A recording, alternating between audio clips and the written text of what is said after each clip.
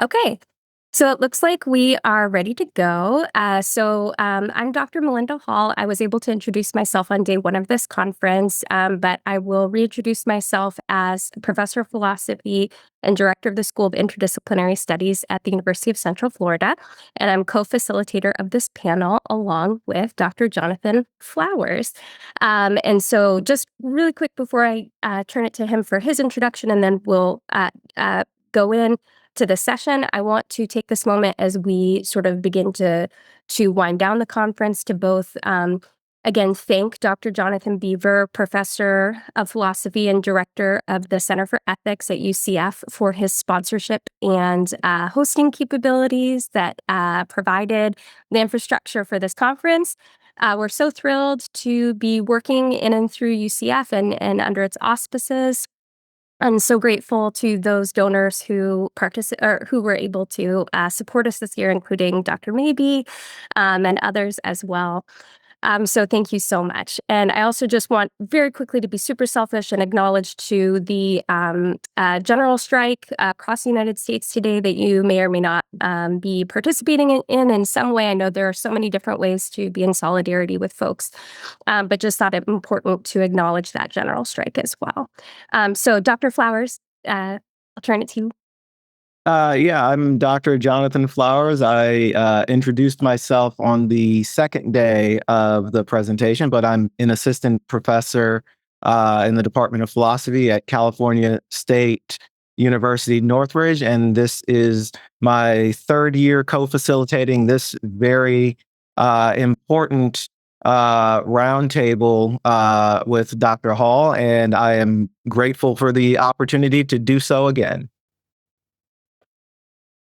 Wonderful. So the title of this year's roundtable is Naming, Resisting, and Transforming the Ableist Mechanisms and Practices of Philosophy, which I think is just getting to a more precise title for what we've been getting at in this conversation in different iterations across the last, now in our third year of this roundtable in this conference.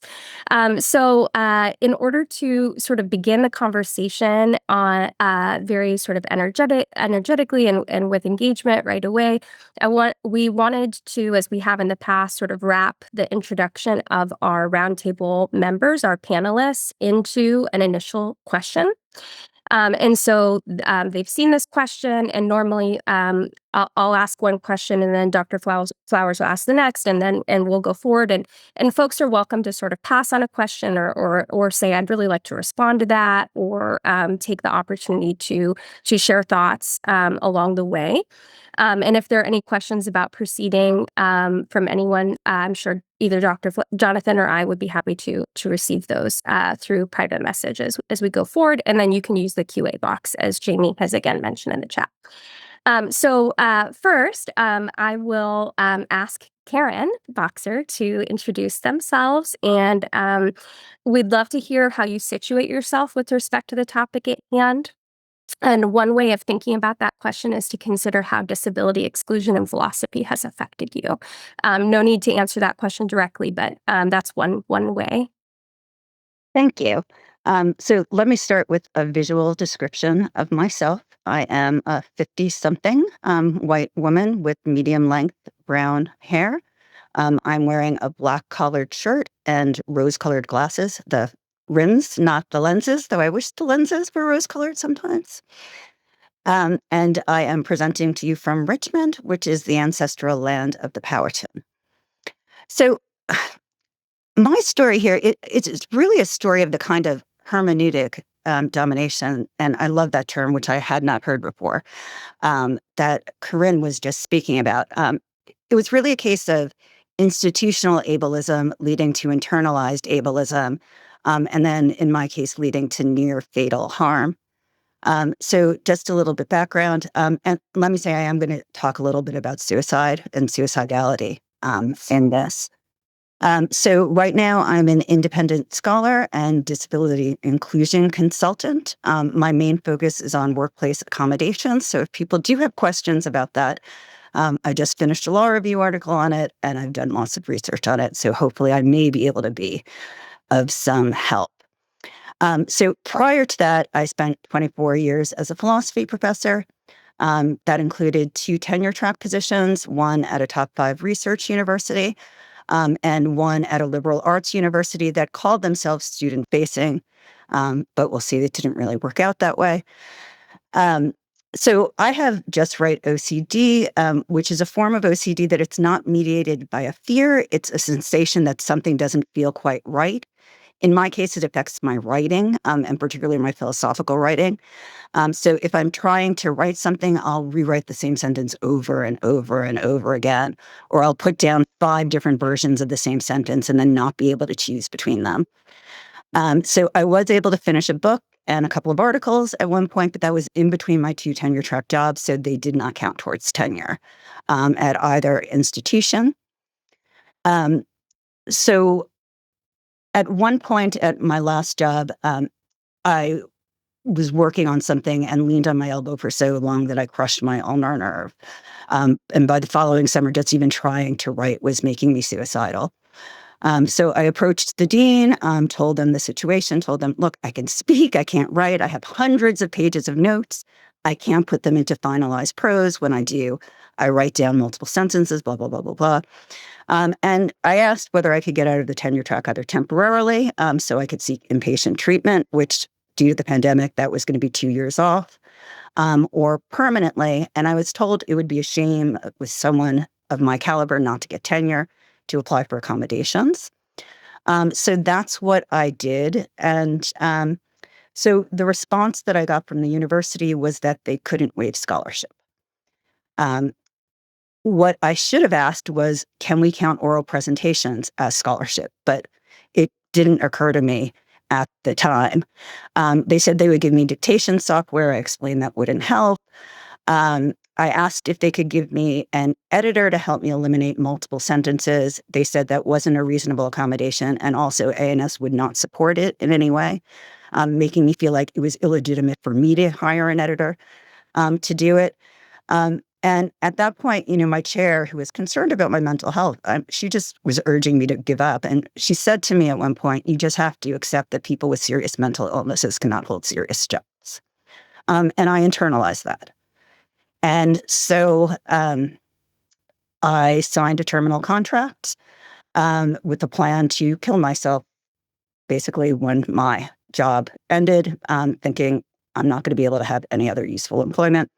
Thankfully, my family pressured me into hiring a job coach who completely changed the narrative for me. The first thing she said was, you didn't fail, the university failed you. Why didn't they just have you to give talks? The second thing she said is, what do you mean you can't write? You've written a book, you have the same, we just need a workaround for you. And so we spent a couple of hours experimenting, and we realized, I could tell her my stuff out loud, she could type it down, and then push me if I got stuck, and I could write that way. But at that point, it was too late. And so now I'm kind of just doing my own thing, trying to change the system from the outside. I should say, this conference last year was really what made me not give up on philosophy. So I am writing philosophy again. I just drafted a disability studies piece. I'm working on another piece on the concept of disability. And just being around this group of people really gave me hope at a time when I had none. So thank you. And sorry if that went a little long. No, thank you so much for that introduction and for sharing those things with the group. Thank you for being a part of this roundtable.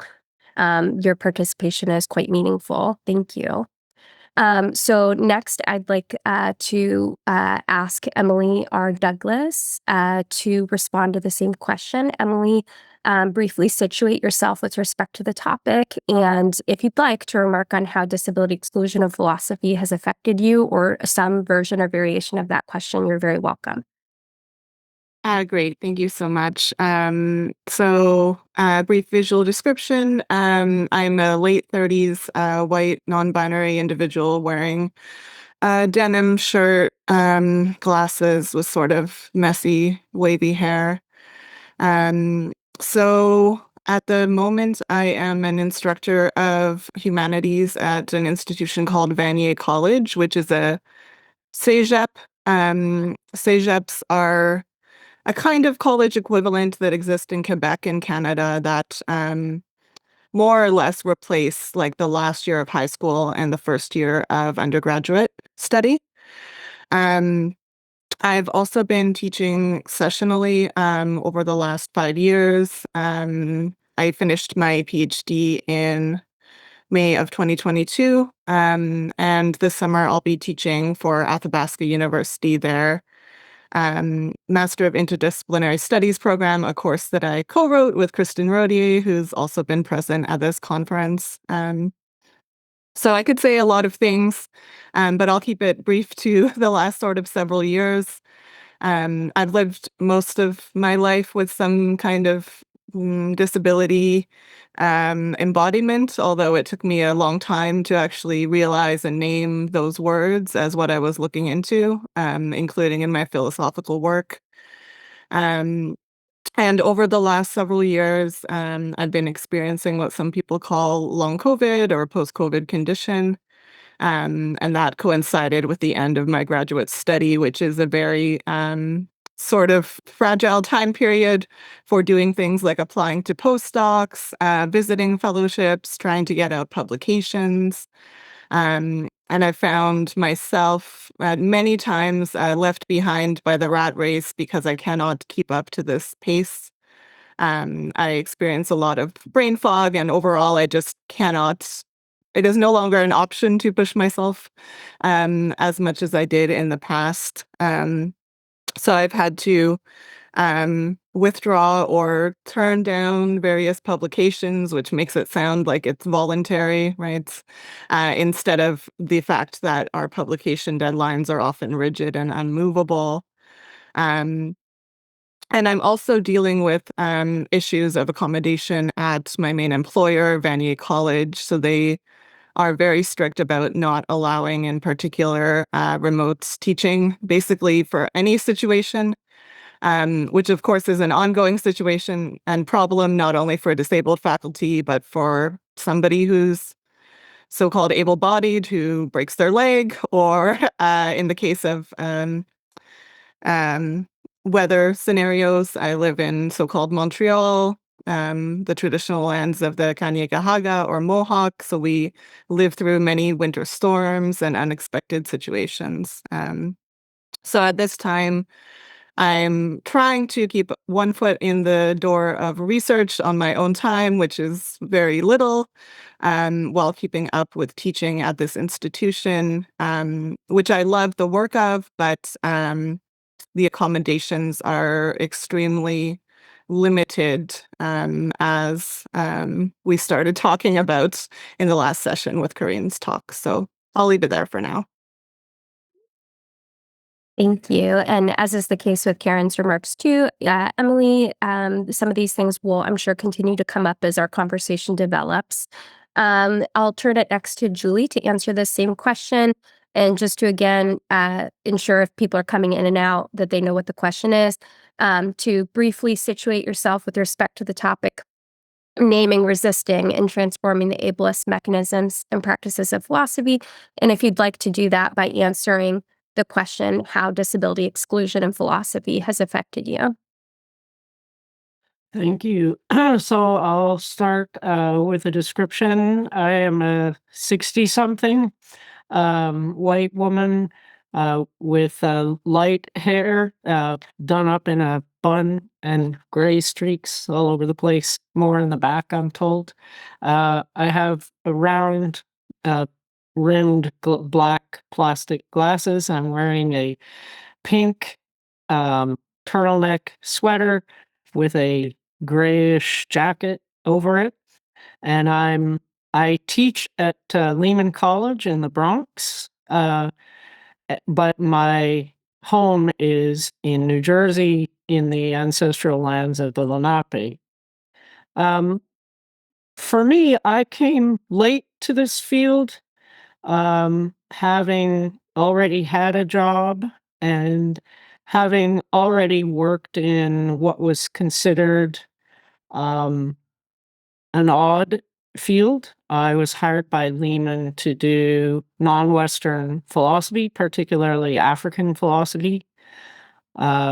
my daughter had a brain aneurysm when she was 12, and I quickly recognized I had also done work in philosophy and race, and I quickly recognized the similarities between the way my family and my daughter and I were being treated after her aneurysm as compared to before as a social phenomenon. And um, because of the urging after complaining many times at my daughter's cognitive rehab uh, about various problems, I was advised by the director of the program to look into this new thing, which he said was a new thing, the social model of disability.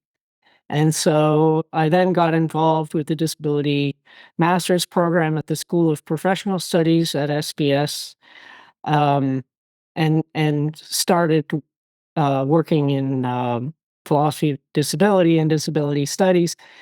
For me, it is because I've done weird philosophy from the start. I guess we could say I've always read stuff that wasn't in philosophy, and my work in philosophy of disability means I'm still reading a lot of stuff that isn't in philosophy, for various reasons. Of course, in the case of African philosophy and African American philosophy, you read a lot of other stuff because people were excluded from being professional philosophers, so they did other things, or they weren't in philosophy, or they weren't recognized as philosophers, and many of the same things are true in disability studies generally, including in philosophy of disability. Um, and I'm always disappointed that work by philosophers in these fields is not taken up in the way that I always think it should. I mean, there is so much really interesting stuff in this field that it seems nobody reads, or very few people at least in traditional philosophy, read. So I'll leave it there. Thank you. Thank you very much. Thank you to all of our group for introducing themselves. And I will now turn it to Dr. Flowers, to Johnathan, for our second planned question. And we do anticipate, the conversation be generative. Just really quick. I mean, I'm sure that there will be, I'll keep monitoring the Q&A, the different opportunities for us to involve the audience. We'll look for those. So our second question is, if you could you describe the discursive structures and materiality that sort of drive the politics of disability in the discipline of philosophy and beyond? So I suppose we can go in the same order and start with Karin. Yeah, so when I saw this question, I came up with a list of about 8 different things. So I decided just to focus on 2 of them, maybe 2.5. And I figured that other people will probably touch on the others. So the 2 main things I want to talk about are, first, a shift in the ideal of the professorate, and the second, the way accommodations have been operationalized in most universities. So first, there's a particular understanding, at least in academia, and outside of academia, I think people don't get this, and therefore they didn't understand my story, because I kept on saying, well, isn't your essential duty to teach? And having to explain, well, no, my essential duty is considered more than teaching. But so, there really was a shift in the understanding of what it meant to be a professor in the 20th century and what it meant to be a scholar. So out of curiosity, I looked up the definition of scholar. So the dictionary definition of scholar is a person who has studied a subject in great detail. And scholarship is serious academic study or learning of a high level. And I think traditionally, that's how we thought of scholars. There were people who studied things. They weren't necessarily people who produced scholarship. But they were people who were knowledgeable and were steeped in scholarship. And in the US, that started to change around the beginning of the 20th century. So publish or perish really emerged in the 1930s at Harvard. It became normalized after World War II. That said, still as late as 1959, a study of 80 universities found out that a third would still tenure faculty without any publications. Of course, that has now changed. And the result is, 6 or 7 year tenure clocks keyed to a particular form of written output. Those tenure clocks are inflexible by nature.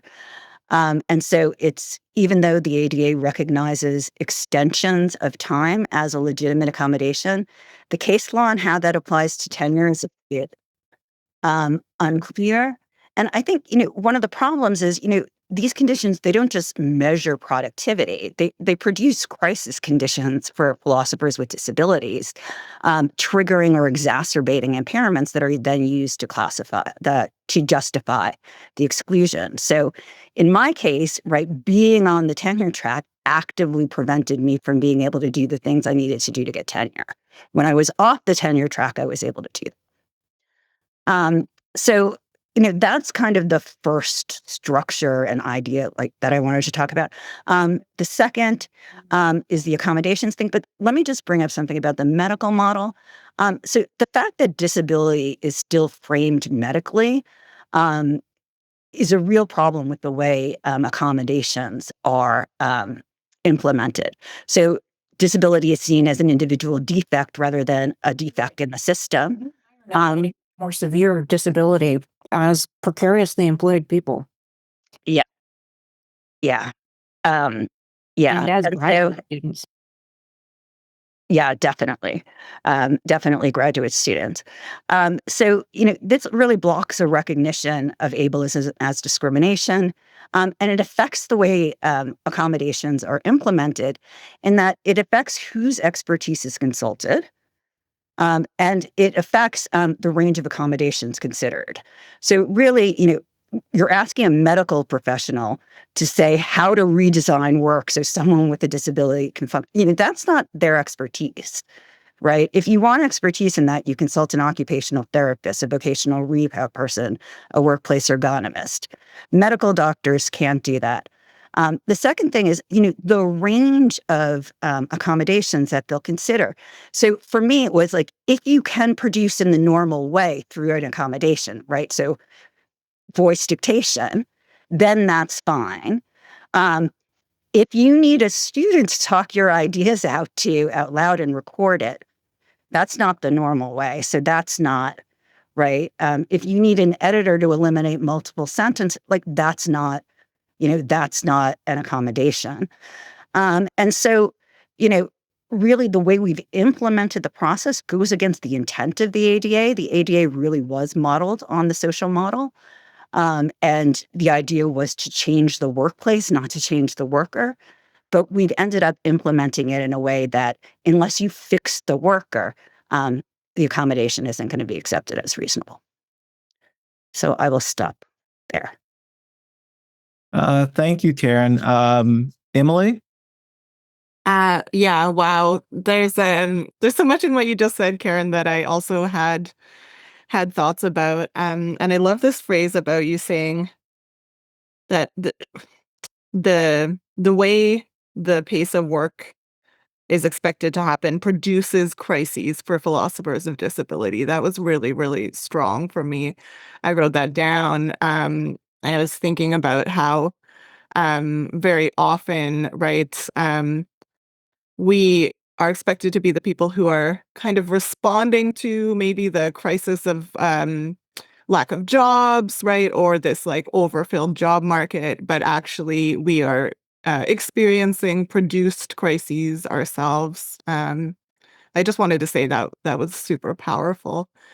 I guess I'll just pick out a couple of things that overlap. One thing I've been thinking about in concert with this online conference and in concert with the difficulties I've been having with accommodations at work is the kind of contemporary view of how philosophical learning can and does happen, which is very, very narrow and is actually like belied by much of both the history and present of philosophy, right? So I know that Shelley has also written about this on the blog, talking about how philosophers are swearing off Zoom, right? And they want everything to be done in presence. Um, and I think back even to the long, long history of philosophy by correspondence that some people teach, right? We teach letters between philosophers who were never on the same continents, right? Who wrote to each other and had to wait weeks at a time. And we admit that the scholarly pursuit of philosophy at many times like has been primarily written, right? And hasn't necessarily required a presence. And so I think about this kind of lie we are telling to ourselves, right? Both about what has happened and about what is happening as we are here at this conference, right? Where I can see some of your faces, but many of you are participating, excitingly, enthusiastically, rigorously, right? Through text commentary and through the Q&As. And I think that's probably also a part and parcel of this like long history of philosophy as a discipline that Karen's gesturing to, right? That over time, our ideas of how philosophy gets professionalized, right, have narrowed and sort of bent themselves. I guess I'll say that. And do I want to say one other thing? Yes, I'll say one more thing. Just drawing on what Julie said in her introduction, talking about the relegation of weird philosophy to non-philosophy, right? The fact that interdisciplinary work is still largely seen as like, okay, that's work in African studies or that's work in women's studies that engages with philosophy, right? But doesn't name it itself as philosophical work. And I know that at least in North America over the decades, right? I've seen numerous professors sort of be pushed out or have to navigate how they belong to this discipline or which departments they sit in. Numerous students being told, oh, you're doing trans philosophy, but that's not philosophy, right? And of course, philosophy of disability intersects with and works with many of these areas and itself, right, is pushed out. That's part of the reason why I didn't realize for a long time in my graduate studies that I was working on disability. I thought I was working on embodiment, right? Or these kinds of more vague terms that are still accepted. So I'll leave it at those two things. Thank you, Emily. And I think we have one more. So I could add just a couple of things. As you predicted, Karen, I had a list too, and a number of them already got mentioned, which is great. Some of them I hadn't thought of, which is also fun. I would just add a couple of things. One is that I think philosophy in some ways is particularly bad because of its traditional emphasis on universal rationality and on the belief in a system of eternal concepts that is universally and ahistorically applicable, as well as I think in the minds of many philosophers, its self-appointed role as the defender of rationality, which has meant I think that it has tended to be even more vulnerable in terms of buying into prejudices against disabled people and scholars than maybe we would see in other disciplines. And it also affects, I think, interpersonal encounters. Is such, the term sometimes used disability spread, right? Where a person's disability, in the minds of many philosophers, and the plus the assumption that people with disabilities can't think and so on just spreads to all of them, right? So all of these things, I think, help to make philosophy perhaps particularly problematic. Also, we often don't talk about the cost of being marginalized. I remember at some institutions where I've been, not Lehman, one of my colleagues, we used to call them drive-by shootings because we'd be standing in the hall and a colleague would walk by and say something like, "There's no such thing as African philosophy." That's a direct quote. Or, "No feminist philosopher has ever written anything that I ever thought was any good." And then they disappear, right? These kinds of comments. And then, or you go to a meeting and where you're the only woman and they spend the whole time talking to one another and referring to you as she, like, "Oh, she had," even when you speak, it's like, "Oh, she has a good idea," and then you have to go home and process all this nonsense, right? So you spend 2-3 hours, you know, ranting and raving at home or with a friend or something, and that's time you don't spend on your work, right? Because you just spent 3 hours trying to process some crazy nonsense that some colleague perpetrated on you at the office. So I think that that's also a cost that we often don't think about not for scholars, disabled scholars and scholars of weird philosophy and scholars of color and so on. Thank you, Julie. I just want to note I do like the appellation weird philosophy as opposed to less commonly taught or marginalized philosophy. I think I'll pass it on to my colleagues the next time we have a conversation about this. Again,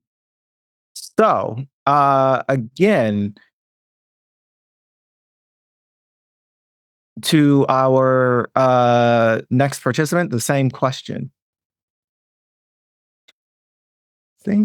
I think we hit all three, or Yeah, did we not? okay. Okay. Yeah, I Well, think we so, do too. have a couple. We do have a couple follow-ups there if we wanted to Sure. ask any of them. So there are various ways of putting this, and Johnathan, you wrote these, and I don't want to take them from you in any way if you want to change it. Just thinking about the various political forces and things that are happening out there. We were thinking to ask that if there's a politics of sort of disability within the discipline, did it presage? Is it a symptom of? How is it connected to sort of these larger political conflicts that we might list? And Johnathan, you listed, and I think this is exactly right, sort of an authoritarian right emergence, sort of globally. And we had asked a version of this in the past where we're asking these sorts of things that are happening sort of out there. And I'm, obviously not thinking that there's an out there, but just to describe it briefly, that do they sort of transform the sorts of things that are happening inside the field? Are they exposing the sorts of things that are happening outside the field? Do they tighten those sorts of disability politics in our field, or in higher education is obviously taken up in some of these things that are happening?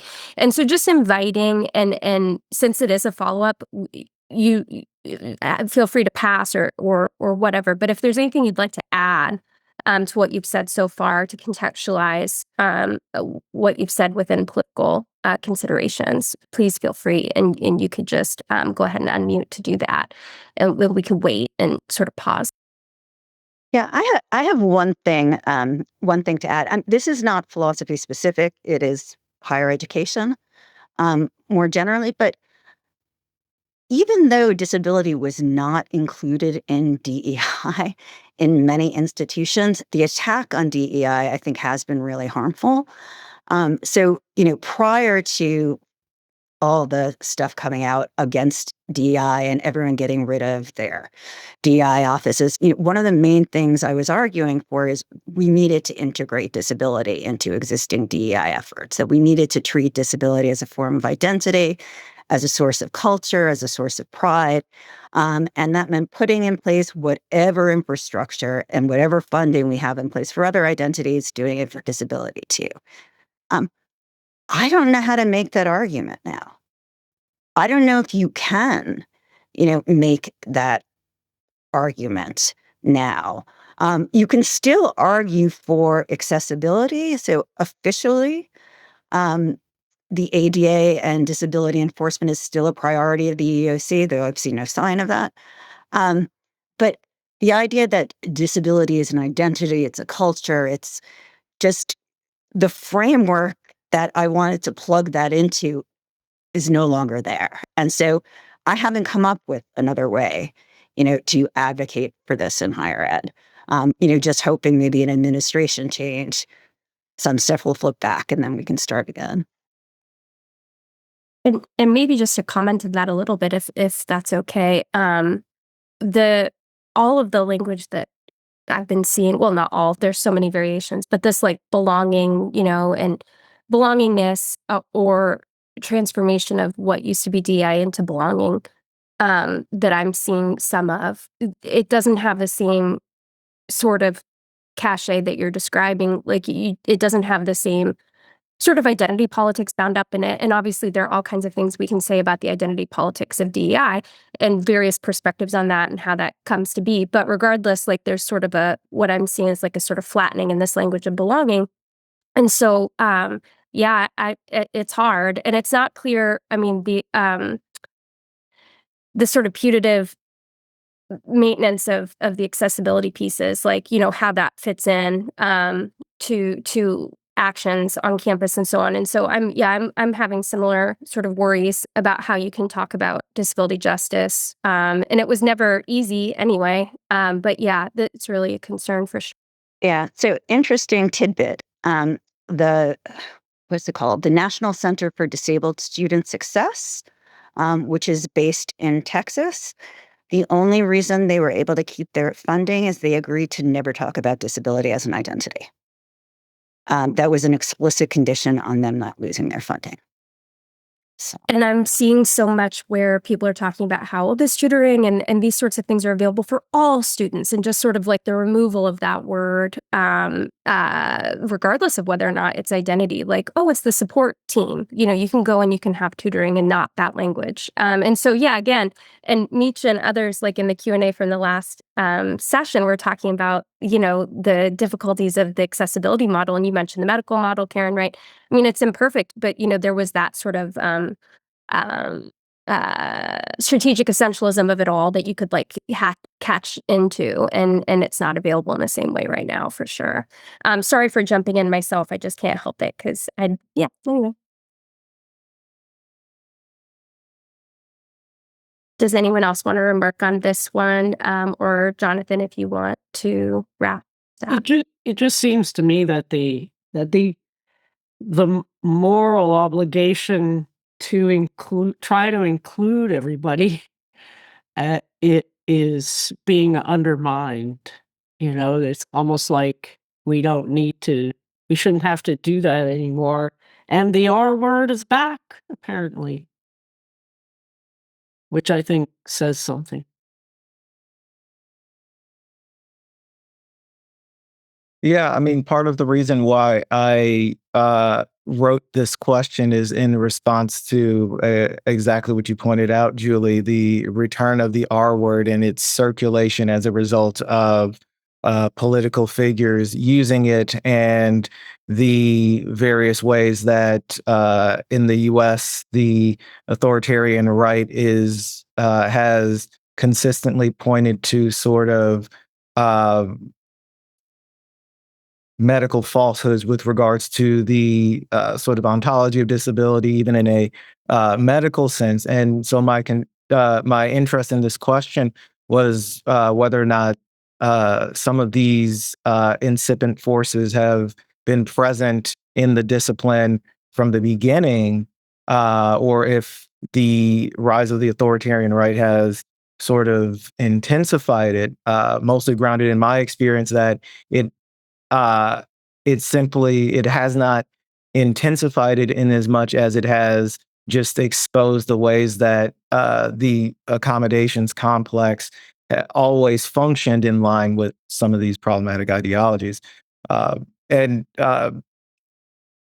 Karin, in hearing your story about tenure and the denial of accommodations and things like that, that kind of brought that to the sort of fore for me. If folks want to keep talking about this, we can keep going, or we can shift to the third question.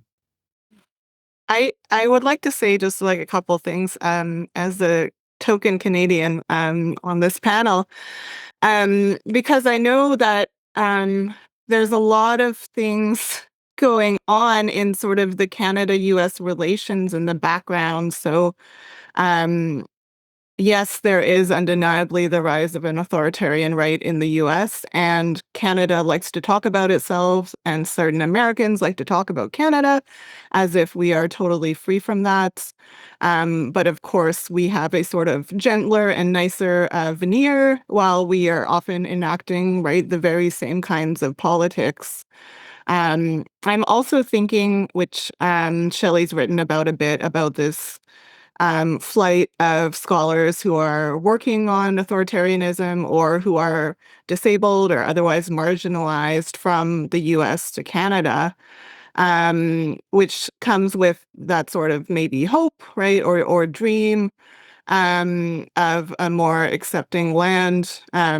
Of course, in Canada, we don't even have an ADA. We have human rights legislation, and that is what our disability rights fall under. So it's much more convoluted.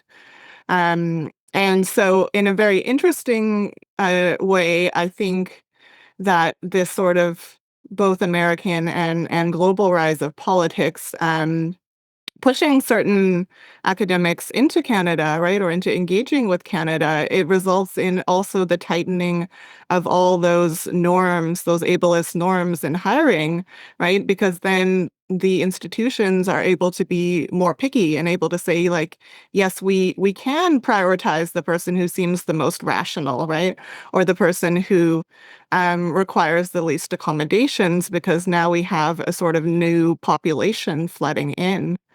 So I just want to make those connections between sort of what's going on in these two countries, which are somewhat different, but also underlying, like, have a lot of really similar norms. That's what I'd like to say. Thank you. And definitely glad to linger there for a moment, since we do have a little bit more time than we initially planned for, a slightly smaller panel. I think it's nice to hit these like alternatives and follow-ups that Johnathan and I had put together across the last couple of years.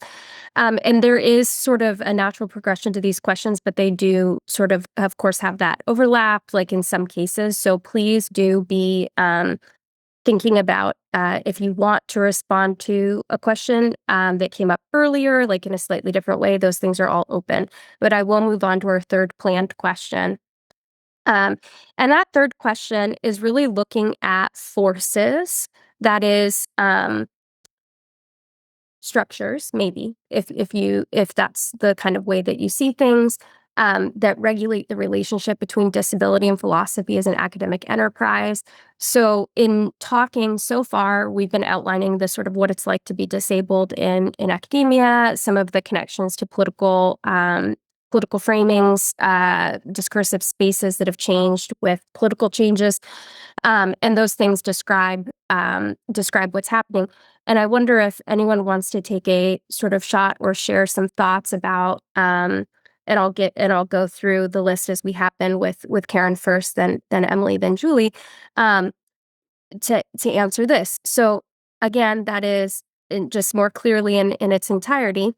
What forces would you say regulate the relationship between disability and philosophy as an academic enterprise? And we mean forces very capaciously. Again, it could be a structure, it could be language, it could be, take it where take it where you feel is appropriate. So I'll turn to Karin first, and take it away. That version of the question, I mean, I think am I unmuted? I am unmuted. Capitalism, capitalist ideals of productivity, I would say is a big one. But I actually plan to answer the alternative version of this question that you posed. So Please do. Everyone always likes that one better. Do you want to say that? Yeah, the alternative version was, how would you introduce the story of disabilities, exclusion, and philosophy to a non-philosopher? So, here again, I thought I would speak from, based on my own experience. And so I guess, when I introduce this to someone outside of philosophy, I try to start with a simple thought experiment that brings, that someone can map onto their own field or their own profession. So what I say is, imagine that your workplace decides there's only one legitimate way to do your job. I don't mean the most common way or the most efficient way, but there's only one way that counts in the organization's eyes. So suppose your job is marketing, and your deployer declares that real marketing only happens through email campaigns. Podcasts, videos, conversations, live presentations, none of that counts as marketing, even if it works and even if it brings measurable results. Now on top of that, imagine that you're good at your job. You've built successful campaigns. You've had influence on other people's campaigns. You're cited in their writings. I guess that doesn't really happen in marketing, but forget that part of it. But now you develop a disability where you just can't do the email part. And you say, look, my oral things have been successful. Can I do video campaigns? And they say, no, that's not marketing. Real marketing is writing. If you can't write emails, you're not really a marketer. And so that was very much my experience of philosophy.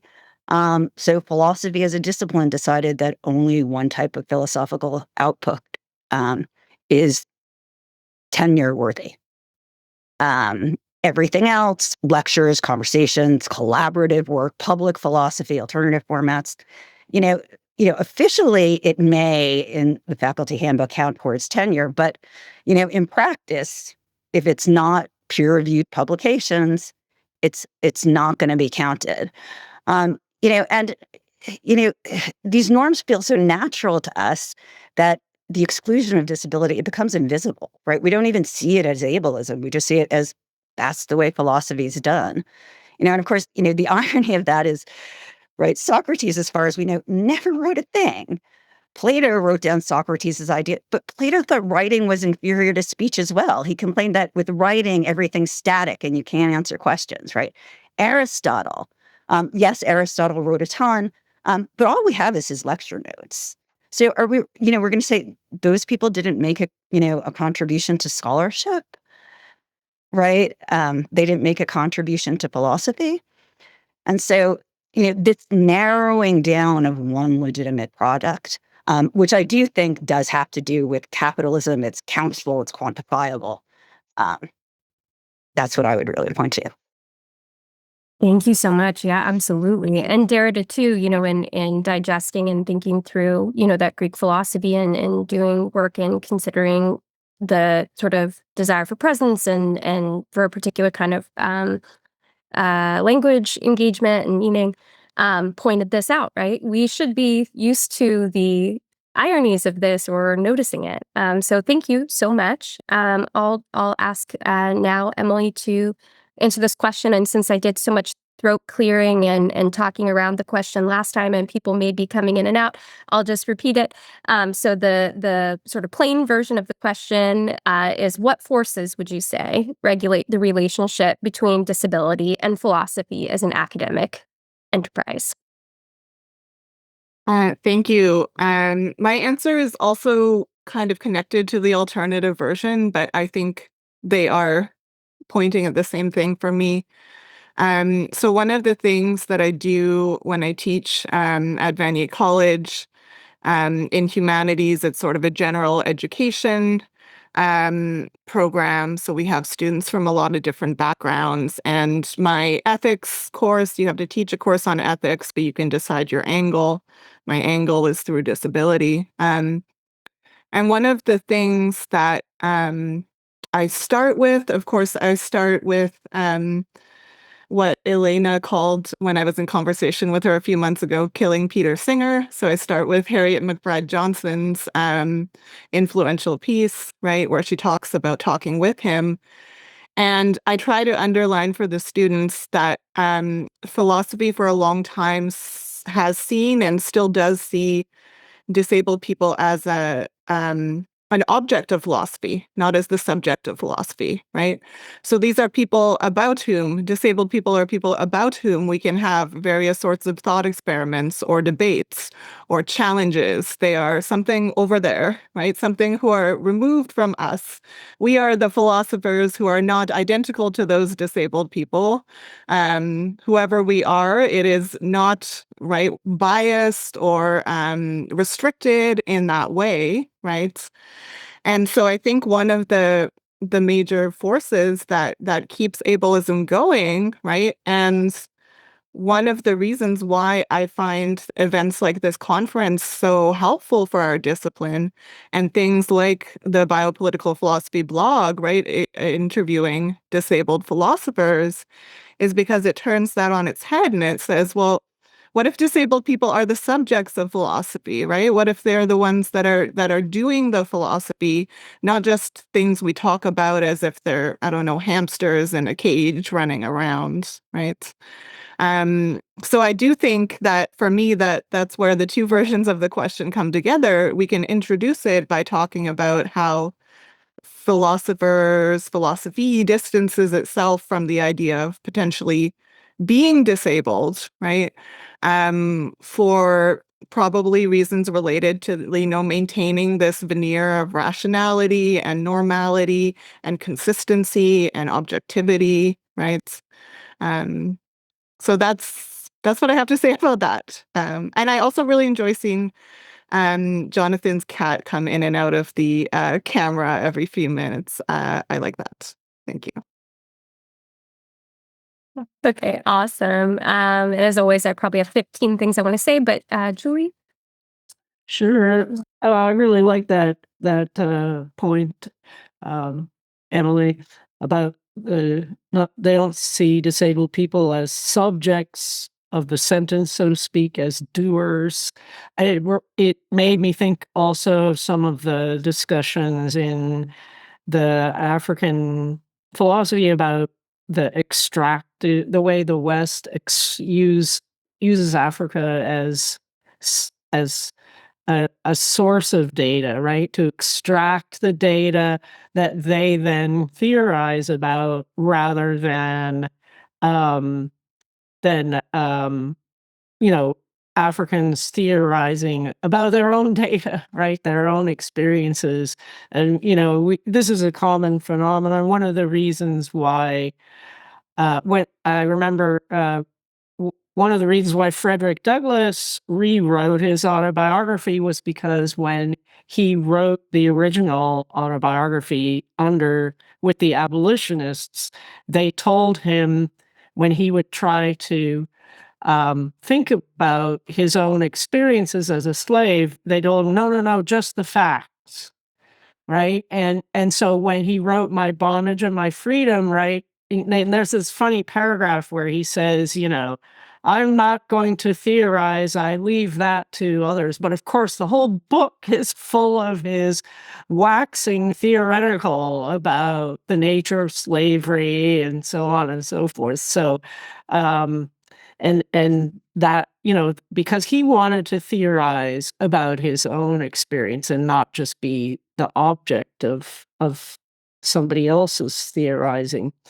And I think it's the assumptions we've been talking about, that disability is a fixed and given condition in the world and medical phenomenon. I remember some years ago, we were interviewing a candidate who did medical ethics, and the candidate was giving a presentation to the class and was using this example.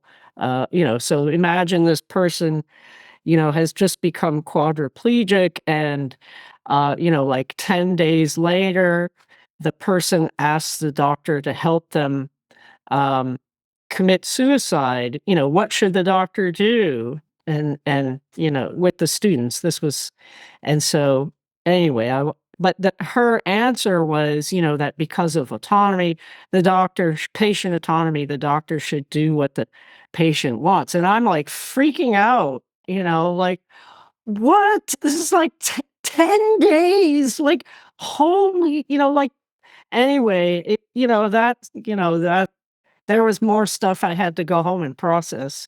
Anyway. And also, again, the traditional emphasis in philosophy on universal reason and methodological assumptions about how we can know what that is. We can just sit in our chairs in Königsberg. Some of you who know where Kant spent his entire life will know why I'm picking on Königsberg. Sit in our chairs in Königsberg and know what universal reason is. I have my finger on the pulse of universal reason, just sitting in my chair in Königsberg. I don't have to talk to anybody. Maybe a few colleagues, but nobody, right? Nobody else in the world.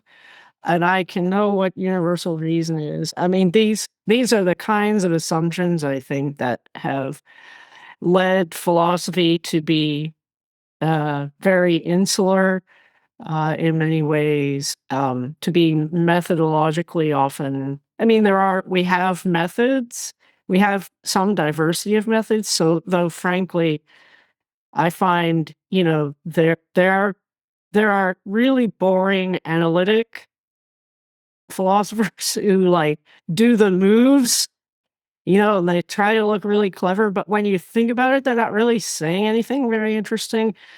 But I'm a continental philosopher, though I was trained in an analytic department. You see the same thing on the continental side. They know the moves, their moves, but when it gets down to it, it's not really very interesting. So anyway, I'll stop there. I could go on complaining for a while. Thank you. No, and I mean, I think this is sort of our opportunity to share these sort of first personal perspectives and the things that we're seeing and noticing. And I'll turn it over to Johnathan now for our fourth question, which I think also raises a question of like status, subject position, and sort of contingency. Since we know, right? Yes, if you want that tenure line, you've got to sort of publish.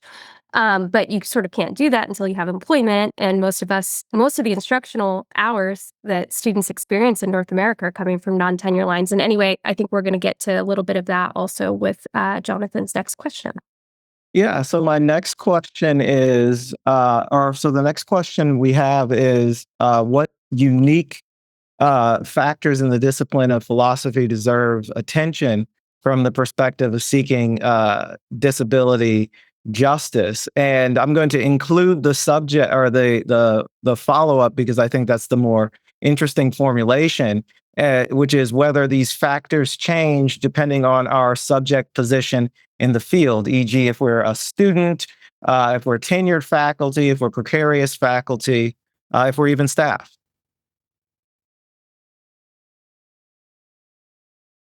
So I guess we can start with Karin again. Okay. Great. So here, again, I had a list of a million different things. I settled on 5 to bring up.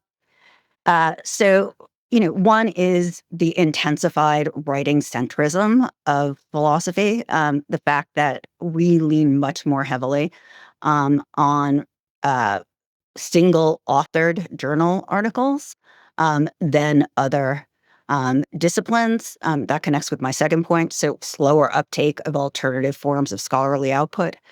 Other disciplines, at least at the institutions that I've been at, have been, much more open to recognizing alternative forms of scholarship and considering those, equally worthy.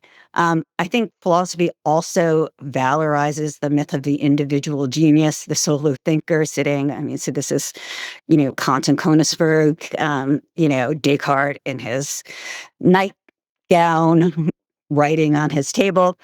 Um, it makes collaboration and interdependence seem epistemically inferior or somehow suspect. And that, particularly disables people whose access needs include collaboration or embodied support. And the thing about philosophy is all of us know this from our experience. Like if you sit by yourself thinking about something for too long, like you get nowhere. Like you typically produce much better philosophy when you're in conversation, with another person, bouncing ideas back and forth, refining ideas back and forth. But this happened more at my first job than my second. I was told that joint publications, they counted for less than half of a publication and not to even bother. Right. So, that was a factor as well. I think we have this, abstract, disembodied self-image of philosophy's conception. Again, this is, back to what Julie said about universal reason and the view from nowhere and all this stuff. And that renders lived experience really hard to talk about or bring into philosophy. When you do, you're bringing in something personal, you're making it non-philosophical. So, disability is really, cast as a biological problem, not as a location from which to rethink structures in our society. Finally, I'm going to talk about the defensive use of standards. So, when we try to challenge these philosophical norms, we're frequently met with the claim that changing them would undermine rigor. That's not rigorous. So how could we count oral presentations? They're not peer reviewed. Right? Well, we could set up peer reviews, and really, can we not judge the quality of work ourselves or even asking in tenure letters? Do we really need the peer-reviewed editor to tell us this has quality, particularly when journals are so variable in the quality of what they publish? So those are the, some of the things that I think are particular to philosophy. By subject position, for disabled students, they see no disabled philosophers. They only see the hyper able-bodied version. And so I think they think to themselves, philosophy is not a discipline for me. When philosophers do talk about disability, they talk about it from the medical model. Asking questions like, should you abort a child if it's going to have a certain defect? Is it worse to be born this way than not to be born at all? And I think all of those things really dissuade students from going into philosophy. For precarious faculty, they're living under contract insecurity, requesting accommodations, even if they need them, is really high risk. When you request an accommodation, you can become to be seen as the problem rather than the system. And so, asking for accommodations or even disclosing disability when you're not tenured is really risky. I did not have a choice. My chair disclosed my disability to my entire department. I would have disclosed it anyway, and the effects on my writing were pretty obvious. That said, it's a supervisor's responsibility if they know you need an accommodation to bring that up. And everyone just treated my disability as my problem and meaning I no longer belonged in philosophy. Tenured disabled faculty, they're formally secure, but they're still, so deeply entangled in this ableist system that even for them, revealing their disability can turn them into suspect. And I think particularly for faculty who develop disabilities later, they may be particularly ashamed of those disabilities and have a harder time revealing them even when they're tenured. So I think, tenure does improve some things, but it certainly doesn't put you in a position where you can easily talk about your disability or have your needs met. Thanks, Karin. Oh, yeah, no. Yeah, thanks, Karin. I think one of the last things that you said about faculty who develop disabilities during their tenure practice sort of dovetails with some of the earliest work that I read in philosophy of disability. The work of Susan Wendell. In her first couple of chapters, she points out how her coming to accept her disability was accompanied with sort of elements of shame. And it's a piece I teach to students who are newly diagnosed in college when they gain access to these sort of support structures. So, Emily, same question. I'm curious what you'll have to say. Thank you. Yeah, this is an interesting question because I think, where's my cat meowing? I think there's a number of things we've said that apply right across like academia broadly or other disciplines. But we've also been trying to draw out like the specificity of philosophy. And I'm really struck by this idea of risk that was mentioned, right, by Karin. And I was thinking about how disability itself, as well as engaging with philosophy of disability or other weird philosophies, to use Julie's language, right? It itself is at many of these stages, right, a risk. So I've known people who got tenure, who once they received tenure were like, great, now I can do the feminist stuff that's related to what I did for so long, right? I've met non-disabled philosophers of disability who were amazed that I, quote unquote, turned down a publication because I really had no choice. I could not physically or mentally do it in the time frame, and said, wow, that's so brave. I cannot take any risks like that until I have tenure, right? And I think in some ways, this is a kind of the pre and post tenure ideal is something that is itself, right, kind of like a sham or a fantasy, right, as people have been gesturing at. But the very idea that a part of your lived experience and or what you work on, right, is a risk factor. It's a risk factor for your own stability. It's a risk factor for the institution, right? I know that if my institution saw Shelley's blog interview that I did recently, they probably wouldn't be very happy. What are the odds that they actually see it? Very low. Hopefully nobody would sort of rat me out, right? But the fact that, for example, I have to take certain kinds of risks, and it's not necessarily a choice for everybody, right?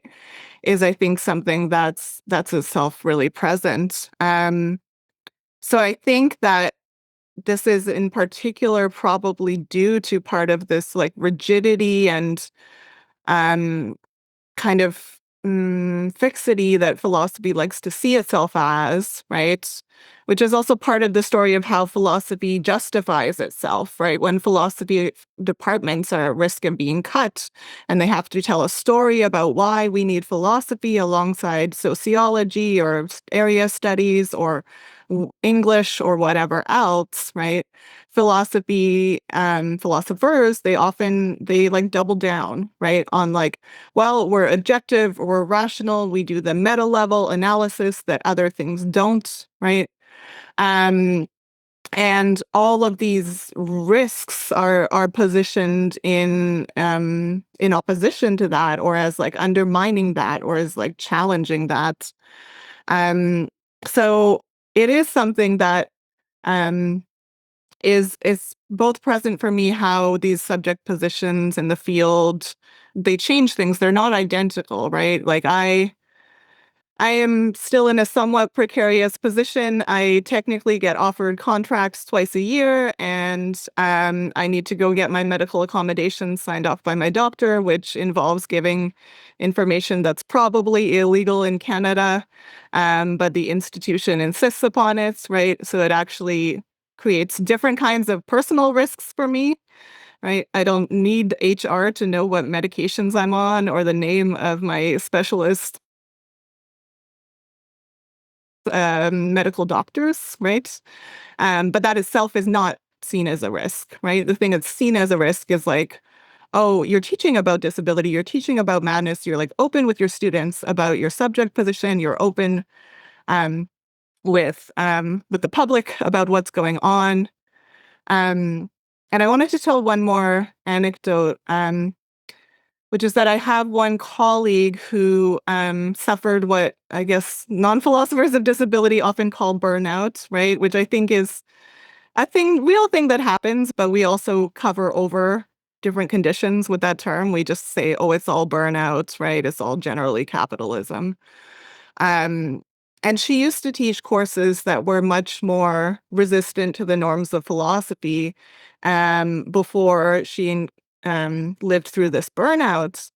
And one of the ways she found to continue teaching philosophy at this college was actually to sort of cut herself off from those things she thought were more interesting and challenging and go back to a rather canonical version of like an ancient philosophy course, which I'm not going to say it's not valuable, right? But when this was offered to me as kind of a survival strategy, how can you survive in this like system that is not giving you accommodations, that you have to be on like continual partial sick leave with, that how you do that is by cutting off some of the parts of the work that are most interesting, most personal to you, most passionate, most relevant, right? That's also a kind of like weird risk mitigation that I'm still not entirely comfortable with, right? That we have to like make these choices. So I don't know if that made any sense, but it was a lot of talking about risk, I guess, and how disability itself is positioned as a risk. Yeah, thank you. No, I think that made a lot of sense, and we could probably add risky philosophy to our list of alternative ways of describing what we do, along with weird philosophy. Julie. Yeah, so just to piggyback on something you were saying, Emily, I've known a few philosophers who pivoted to after they got tenure to work that they really wanted to do, and this doesn't always go well. I remember, at one institution I was familiar with, I won't say which one, a particular philosopher started doing different work after they got tenure, and other members of the department were talking about how the philosophy that this person did before was really good, but that there was a sort of a sign of immaturity in the pivot to this other kind of philosophy. I have colleagues who found various ways of escaping philosophy departments. Some because they got hammered after they started doing this stuff by the departments, right? They started being treated very differently, and so they got jobs in administration, some of them, or at least partly administration, so that they were outside the department in various ways. And some, like my husband, who's an African American PhD in philosophy, just left the profession altogether. So people have escaped in various ways. And ironically, one of the things I've tried to do is break down these assumptions about that I was mentioning earlier about reason and universal reason and all that stuff. But to do that, you have to bring in evidence that's not necessarily conceptual, right? Which then doesn't count as philosophical, which then, and so it's like a catch-22. You can't argue against their the way that philosophy is often done without doing things in a different way, which then doesn't count as philosophy because you're not doing it, so it's kind of a catch-22. And of course, it follows from the critique of universal reason and this idea that we can, as Kierkegaard said, please be a human being, that we can have access to universal reason from our armchairs and Koenig's book, that it really does matter what your position is, right? In, in many different ways, including, I often think about our adjunct faculty at CUNY who, I remember one adjunct faculty telling me that he learned how to grade papers on the subway, because he taught at like 5 different institutions, some of which it took an hour on the subway to get. And then we wonder why disability in the UK and in the US and Canada and so on is increasing, right? Because the productivity requirements, and you have to be superhuman to just keep your job as an adjunct in New York City these days to make a living. Anyway, I'll leave it there. Thank you. Thank you. I'll turn it over to Melinda for our next question. Yes, thank you. And this is our last planned question. I think we're doing pretty well on time because that means after this round, we'll look to the Q&A box and offer opportunities for a response to audience members. So that last question is, what actions can we take as philosophers to interrupt disabilities exclusion? And I think I have a new answer from the chat. The Journal of Risky and Weird Philosophy is a good answer. I think this conference is a good answer, but I'm what's it called? I'm supposed to know these things. Poisoning the well. I am going to await your answer. So Karin, I'll turn to you first. Yeah. So let me say this, I feel a little bit weird about no longer being in philosophy. So I feel like I'm kind of telling you guys what you should be doing. Maybe I can say this is what I would be doing if I still had a teaching job. So, first, individual actions. One thing I think we can do is teach ableism alongside other isms, teach it as a form of oppression that is structurally parallel and operates through many of the same mechanisms as racism, as classism, as sexism. I think, many of our courses, even courses that are focusing on social justice, it's very rare for disability to be included in the mix. So, including ableism as a form of oppression, I think is one thing. I think we can make our teaching accessible by default. We can give our students more than one way to complete assignments. So my last semester, I experimented with letting them do podcasts, letting them create,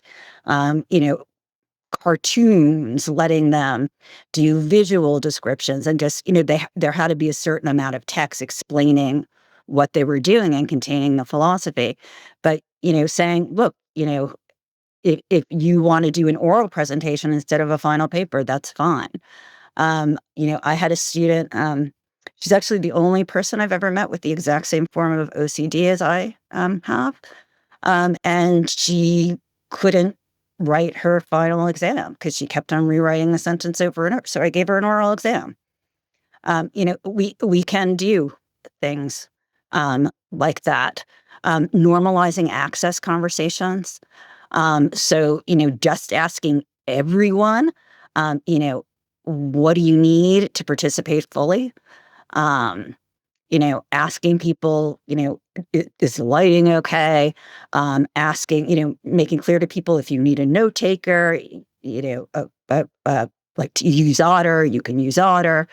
So I think, those are all things that we can do, but those are mainly, a lot of those are student facing. In terms of, the profession, like, I don't know, advocate for rethinking tenure criteria, advocate for actively recruiting disabled philosophers, offering courses in philosophy of disability. But these are things we're all doing. And so I'm not sure what else we can do except keep doing what we've been doing and doing it more loudly and doing it more proudly and, taking strength from each other and doing it. I know for me, so I was pretty open with my students about what was going on. They were pretty shocked that I was leaving the university. Members of other departments, like especially the disability people, were completely shocked. And like a student said to me, like, look, if there's no room for you in academia, there's no room for me. Like, you have a PhD from Oxford, like there's no room for me. And I think, just being visible and insisting on our rights, and fighting the good fight. But again, like that's easy for me to say as someone who is no longer there and having to deal with the microaggressions every day. So, I spend most of my time now with disability activists, strategists.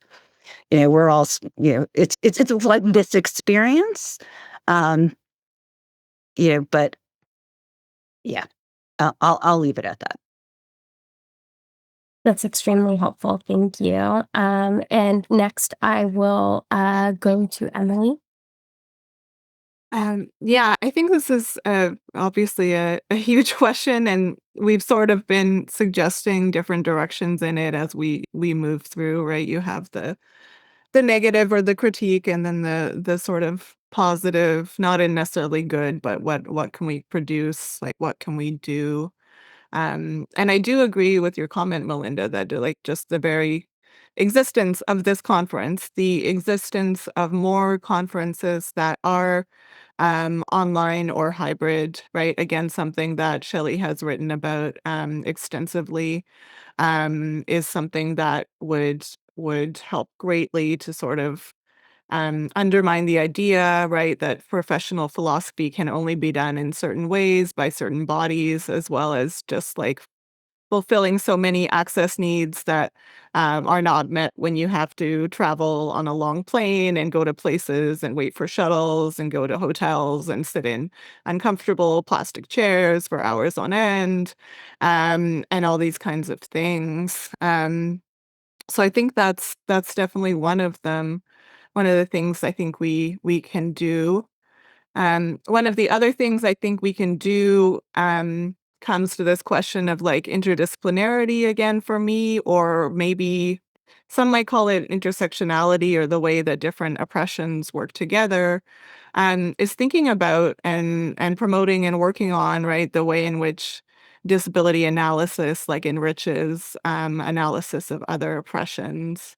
So for example, when Kristen Rodier gave her talk yesterday talking about the grotesque and fat phobia, right, and how disability is intertwined with that, or when other philosophers want to sort of solely restrict themselves to just gender or just race, as if we could ever have just one identity in our bodies, right, or one axis of analysis, right, is sort of continually bringing up, right, and pointing towards the ways in which disability is involved, or the idea of a normal body is involved, right, that sort of can help us to show like the value of it in the conversations, maybe despite all of these insurmountable obstacles. And also, I just want to boost again this idea of collaboration that has been running through,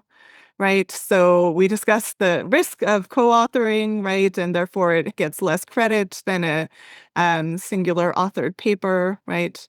But co-authoring, working with other disabled scholars on projects, right? Whether that turns into a paper, whether it turns into a conference presentation, whether it's just having like a reading group among ourselves that may or may not turn into a product at the end at all. I'm also thinking about the really cool work that's been mentioned several times in podcasting that I know both people like Elena and Kristen are involved in. So sort of bringing philosophy of disability into these other maybe genres or formats that themselves are undermined. And like, if you're already going to undermine us and say we're not doing philosophy because we're talking about disability, well, then we're not doing philosophy because we're doing a podcast or because we're doing an artistic event. Well, fine then, right? To sort of bite the bullet on that and have a kind of defiance, I guess. I think that's what I have to say, but I'm really mostly just like grateful to spend these days with all of you other brilliant disabled philosophers, and I cherish spaces like this, you know, and I cherish the moments when even if my colleague and I are going through different things, we have dynamic disabilities, we can't always connect, but once every few months we get together, we send each other an email, like that is still sustaining, right? Those are some things. Thank you. And I'm just reminded too of another form of solidarity that we haven't talked about too much yet, but that's implicit in the organization of this conference and its participants. When someone departs academia and I think you're getting at this, to stay in solidarity with them and not to accede to stories about why they departed, or to agree that someone who's had well, in any case, when you can be read as disruptive for, and to not agree to that and to push back on that story is so important. And, I think we should all be doing that. Julie? So I'll be try to be quick. A couple of things I wrote down. We need to keep talking about disability so it's not silenced, but also challenge the way it's talked about and the assumptions that are made in philosophy and elsewhere, and read and cite each other's work. I've also been thinking a lot in the last few years about how to invite a new generation of philosophers. It's something we think a lot about at a place like Lehman, where nearly all of our students are minority students. And, UDL strategies is something I've been doing for a long time. But also, my son is a physics teacher, a high school physics teacher. And one of the interesting things about that is that he really wasn't always a very good student. He was very hyper. He had little patience for teachers who gave him busy work. And so we were quite surprised when he decided to go into teaching. But what he convinced me of is that in many ways, we philosophers are reproducing ourselves. So, like, I was good at listening to lectures. So I was a great student, right? And I enjoyed listening to lectures. So I was a great student. I get good grades. I go to graduate school where I still listen to more lectures, do great, graduate, become a teacher. What do? I lecture, right? But Pete, my son was like, I don't do lectures. I don't do lectures well, right? If you want to attract somebody like me, you have to do something different in your classes. So this is why, as I mentioned in an earlier question, I've been thinking a lot about teaching in a sort of teaching philosophy in experimental ways. So, like, rather than giving students a distinction and then examples to flesh out the distinction, I write out the examples on pieces of paper, cut them up, give the students an envelope full of these little things and say, okay, sort these into 3 categories. And then they do, and they figure out what the distinction is on their own and express it in their own words. And they get to move about the classroom. Like, my son could not sit still. That was impossible for him, and so it invites lots of different people into philosophy. The people who aren't just good at lectures or listening to lectures, which is what I was, right? Taking notes, listening to lectures. And so I think ultimately, it's not an easy slog, but ultimately we're not really going to change philosophy if we don't figure out how to change us as a group, to change the kinds of people who become interested in philosophy. Thank you so much, everyone, for your answers. They're very moving and extremely important. I'll turn over to Johnathan for the first question from our audience. Okay, so our first question is from Pixie, who asks, I noticed that our roundtable speakers are a good mix of people with analytic and continental training. I would love to hear more about how working in each fields help or impedes your research in philosophy of disability. Personal stories are strongly encouraged.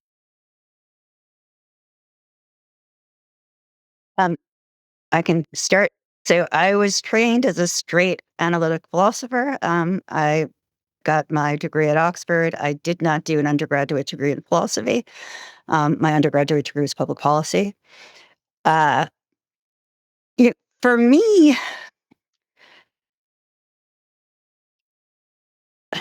so one of the first things I read in philosophy of disability was Elizabeth Barnes's book, which in some ways I love, but there's something very, very strange about the book in the way in which she analyzes what it is to be a disability, what it is to be disabled. I think for me, like analytic philosophy has been useful in kind of trying to sort out like what has happened to this concept over time. um, you know, how, like, why is it that disability can refer to not only, something that's an impairment or activity restriction, but also legal disqualification? What are the connections there? So, for me, like analytic philosophy has been useful in approaching some questions about the concept of disability. On the other hand, like the stuff that I found really powerful and really moving, it hasn't been the stuff by the analytic philosophers. I think the analytic philosophers sometimes, you know, we lose the forest for the trees. We're just nitpicking at and we don't see the larger social context. But yeah, my background is solidly analytic.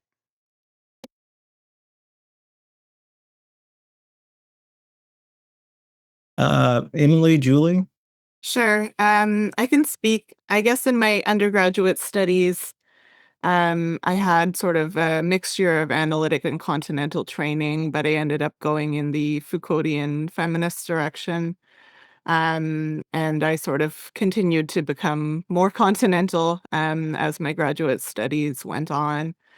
Um, and I'm actually going to sort of answer this question sideways, which is that um, I was reflecting again on why I didn't think my work had to do with disability for a long time. And I think in part that is because from my earliest undergraduate years, disability got siloed into analytic medical bioethics, right? This is another problem that if you read Shelley's blog, she's talked about a lot, and I know several of you others have.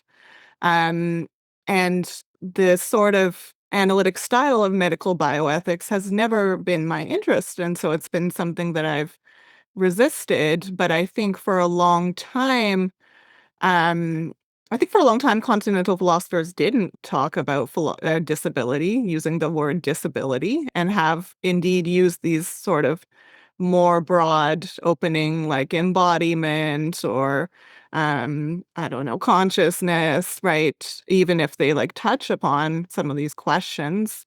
And I think seeing um disability kind of get siloed, isolated, or have this particular place only in specific ways is also something that kept me from realizing for a long time that I was talking about disability. So I do think that maybe compared to 20 years ago when I was starting my undergraduate degree, that continental philosophers are beginning to use the word disability more and talk more explicitly about disability. Um, and I do think that in certain ways, continental philosophy's ability to engage with interdisciplinary work has been helpful and has been a strength for me, as much as it has also been, right, this risk of dismissal of what you do as non-philosophy. So I think that's what I'll say about the analytic and continental divide. Thanks, Emily. Oh, so Julie? yeah, I mean, I'm actually a closet Canadian. I went to Carleton University in Ottawa, and which at the time was a very continental influenced department, and so I was raised in continental philosophy. And then I got to Cornell, and I'll never forget calling up one of my professors and saying, "Oh my gosh, what am I doing? This is analytic philosophy." If I had to run into another sentence with counterfactual in it, I was gonna, have a conniption or something. But anyway, he had no sympathy. He said to me, he said, he said, just stay there. You'll learn to speak both languages. And so I guess I've always been kind of on the edge of both of them. I do continental, but some people seem to think my approach is too analytic. Most analytic philosophers probably think I'm too continental, so I have no clue. I just keep, doing what I'm doing, and as I say, it's a luxury I have, and I understand it's a luxury, and but I'm not. I don't think either is my husband. Some of my best friends, like my husband, are analytic philosophers. So, I think that both can be done well and in interesting ways, and both can be done badly and in uninteresting ways.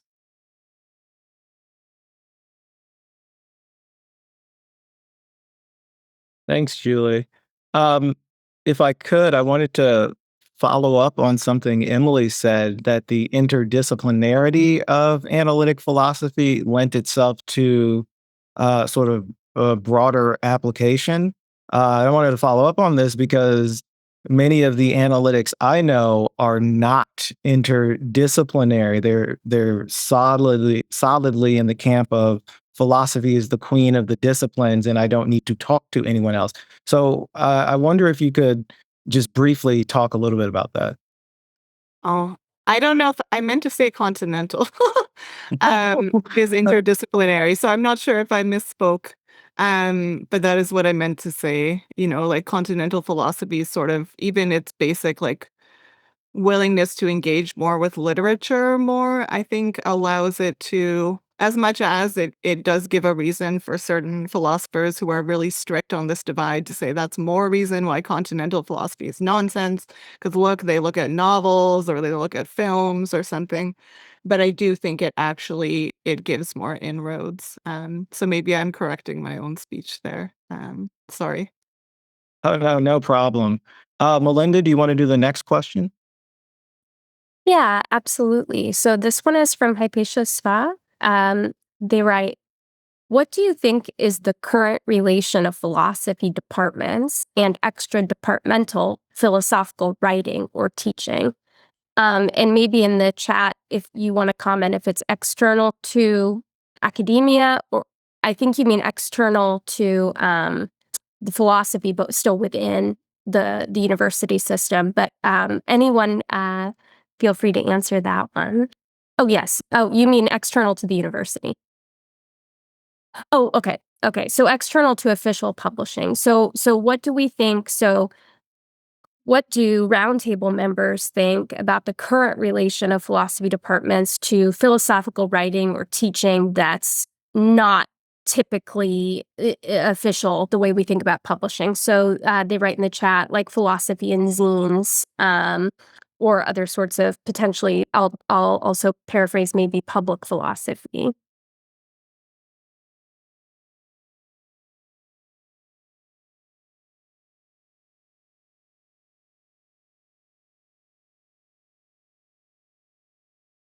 Well, I think in most philosophy departments are pretty skeptical about other kinds of work. I know this was one of Cornell West's battles with Harvard back in the day.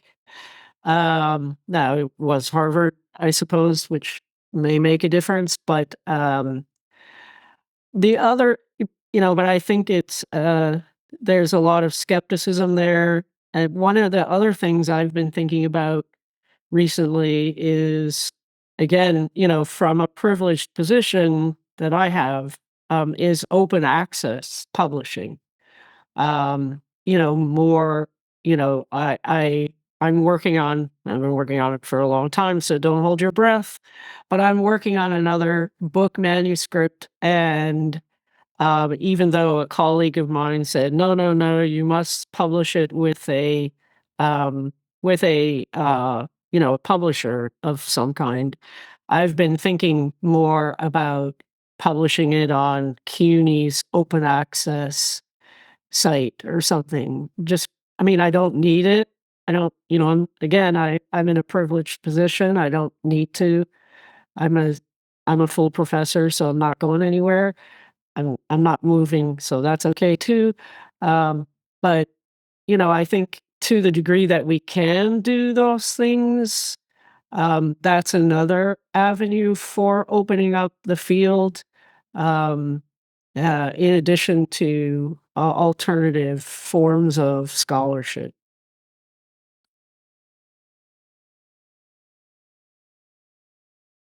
I think this question also connects to some of the things we were talking about with structure and different roles and things like that. I mean, there are a lot of really big political and social and structural reasons why peer-reviewed publications that are owned by major corporations are sort of the gold standard that go beyond just ideas of rigor in the culture of philosophy as a discipline. And there's a reason why the high number of instructional hours come from folks who aren't participating in that. Well, not a reason, many reasons. I'm not going to try to list them immediately, but I'm just thinking out loud that, like, yeah, I think this connects back to our earlier discussion too about larger forces. I mean, to get legibility for external writing doesn't just require, changes in the way that we police our peers through TMP processes and hiring screenings, but we also have to contend with these, major corporations making a great deal of money off of that very practice. And that, when a university says that they have that you have an assignment of duties that has a research portion in it, they're expecting to be able to report those out and not just say that the writing happened, but where it happened and that made money and so on. I mean, I think it's worth mentioning, that it's not just about our notions of rigor, but also about money. And I think that makes it very hard because I think about the blog Biopolitical Philosophy, isn't an economic enterprise, and that writing is being released for free. And you talked, Julie, about the privilege of being able to consider open access. Why is that a privilege? I think you might have said this or at least gestured toward it, but because they make us pay for, that if you're the author, right, to make that free, as if anyway, it's just double dipping on profit on that. Well, but in any case, depending on the venue, it's not every venue. Yeah, I was thinking of the free manifold site at CUNY, which wouldn't. Oh, okay. Yeah, no, absolutely.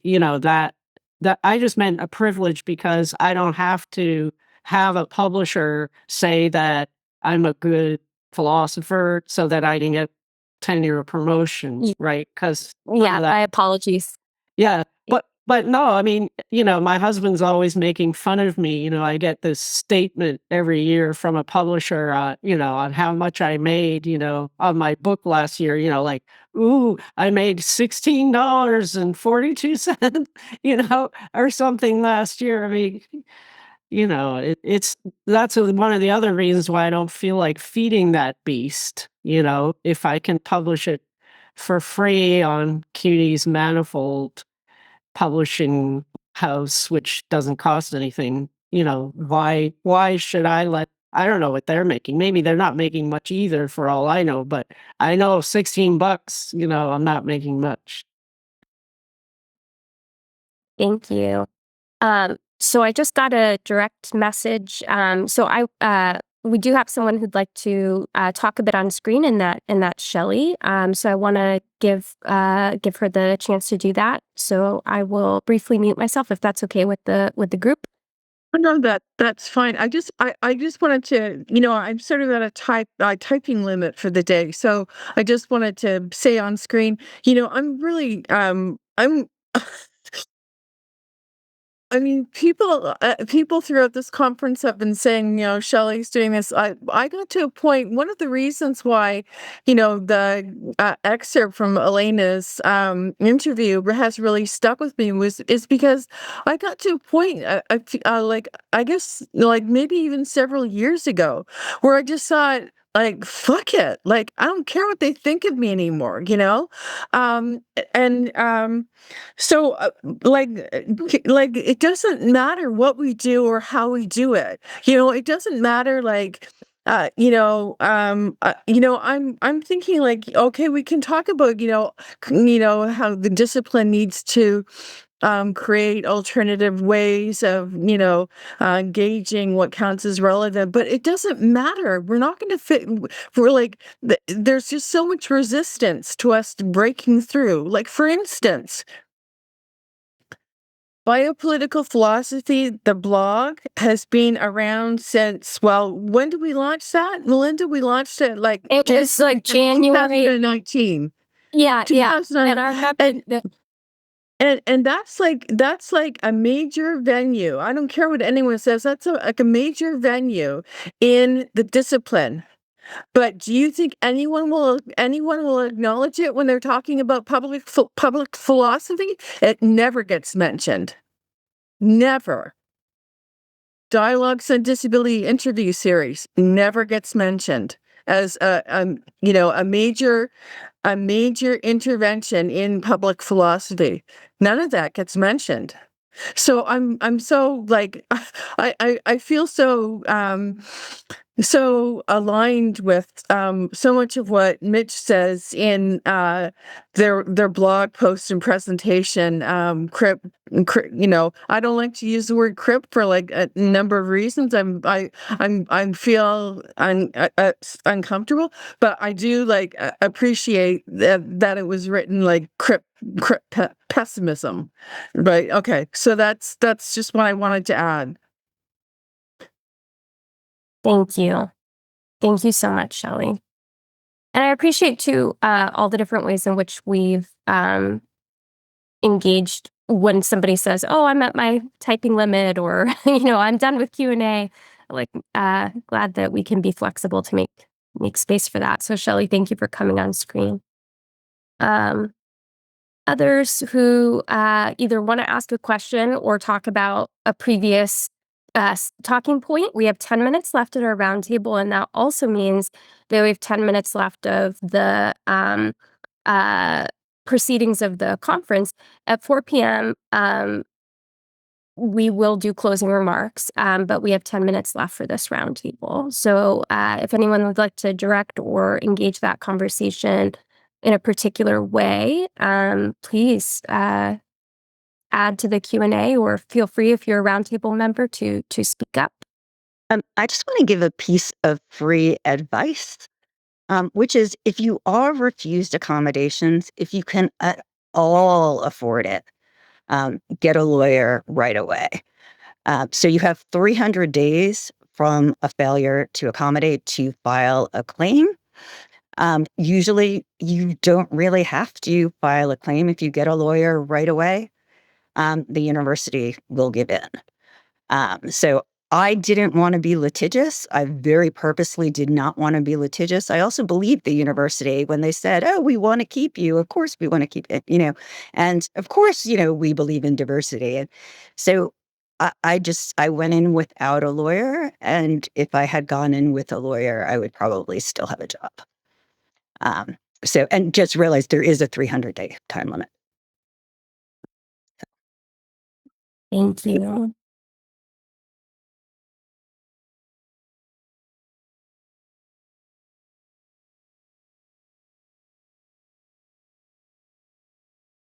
I feel like that maybe there should be a half full in this discussion somewhere. And I don't know where that is exactly. But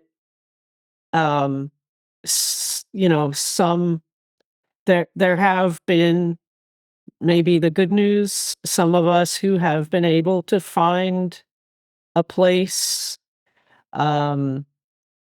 through sheer luck in most cases. And so I would echo what you said, Shelley, about, just keep doing what you're doing.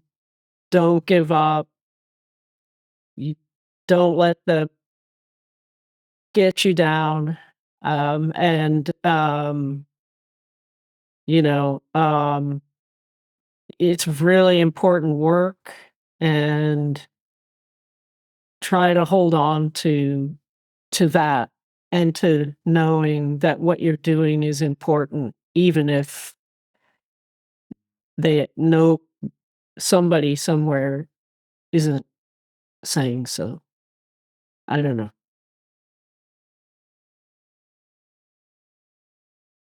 Thank you.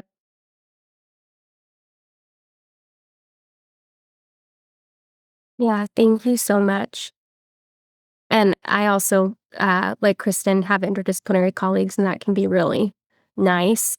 And I think, too, for those of us who are lucky enough to engage students in a way that isn't sort of the punishing adjunct circuit, students are such a source of meaningful connection as well. And that's a place, too, in terms of talking aloud about disability and thinking about those things out loud with your students, and that moment where they're seeing you, and you're seeing them is really can be a source. And again, I recognize that not everyone has access to students in quite that way, and that it's fraught. But that's something that I've thought about a lot. I was just texting with a student that is still finishing up at Stetson University. I had departed and not directing her thesis anymore as a result. But we've maintained, connection. She's looking at law school and things like that. And I mean, I think even just having that as a friendship that continues, within the mentorship relationship has been really valuable to me. And it's really a nice thing as well. Okay, so we have about 5 minutes left, and I just want to take a moment to thank all of the Roundtable partners in this conversation, and invite them one more time if they'd like to make a final statement or reflection in response to their participation or the topic at hand. Please feel free to do that. And you can just unmute yourself and say anything you'd like. I just want to thank you guys for organizing this incredible panel again. So I was blown away by it last year. I'm blown away by what my fellow panelists said this year. So thank you. And thank everyone who helped put this conference together, and all the work you have done behind the scenes.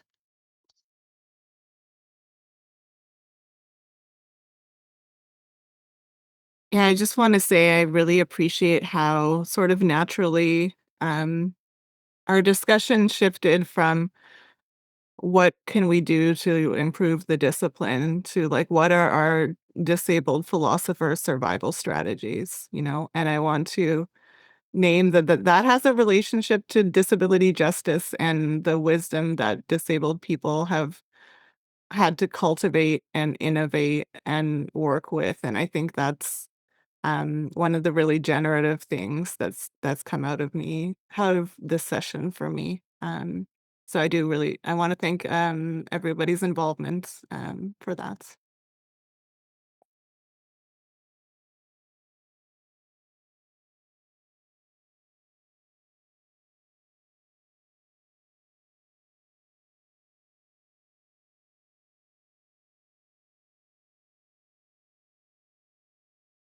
Well, I want to thank our roundtable participants for being willing to participate and to share your experiences and thoughts where disability and philosophy and the intersections of the two are concerned. I'm sure we all appreciate the knowledge that you've shared and the space that you've held for all of us.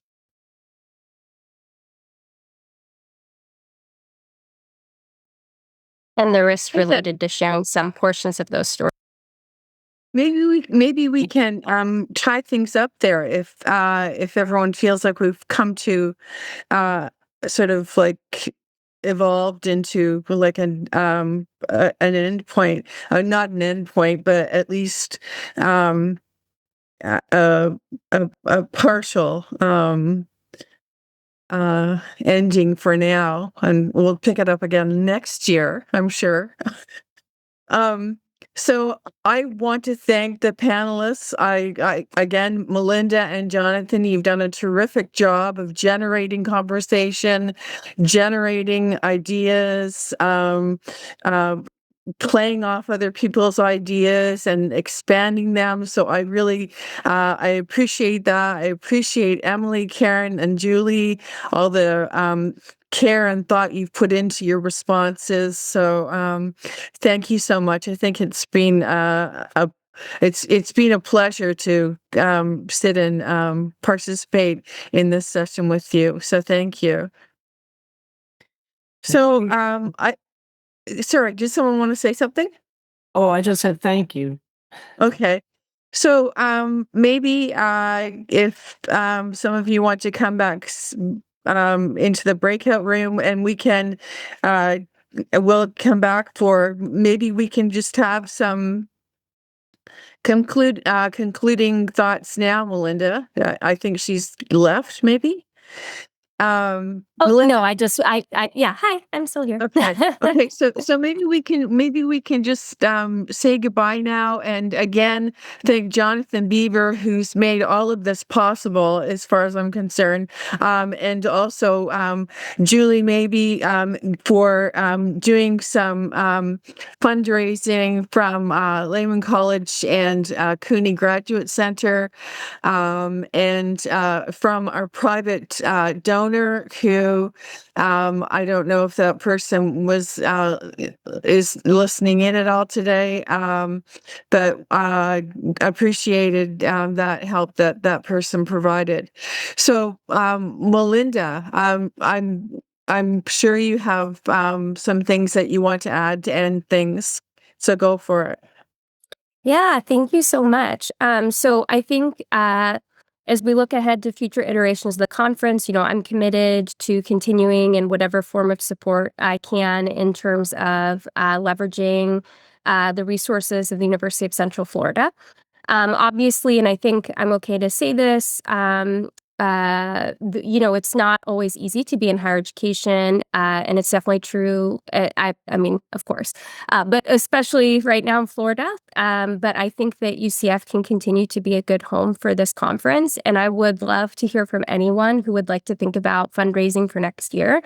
We were able to pull together the funding, as Shelley has mentioned, especially in and through the Center for Ethics. And I think that we're going to continue to be able to engage the Center for Ethics, but I want to flag for you all, as we did at the end of last year's conference, that there may be opportunities to do some grant making and some potentially a little bit of fundraising to think about supporting this conference. And what that does is that it remunerates the very real labor of Jamie Morris and Shelley Tremaine that is going into making this conference accessible and free, and to creating the transcripts that are valuable and engaged after the conference. And you all should know, I think this is the only other remark I'll make on this, that when you think about who has come to the conference and the viewership and everything, that many asynchronous engagements on these conference videos happen, right? So people go back and watch the videos, they read the presentations on biopolitical philosophy. And biopolitical philosophy doesn't have like a permanent funding stream or anything like that. Although I'm supporting it, right? And Shelley and I are I'm in the background to support it. So in thinking about future conference iterations, I will just keep this much more simple. If you have an interest in talking with me about how to secure the future of the conference, to remunerate the labor that makes this space possible, please reach out. You can find my email address online. It's melinda.hall@ucf.edu. I'm happy to chat with anyone about that and to continue to facilitate the hosting of the conference at UCF. Okay, thanks, Melinda. Okay, so I guess we can end there. Okay, goodbye, everyone, and have a pleasant weekend. See you next year. Bye. Thank you, Shelley. See you next year. Great work. Woo.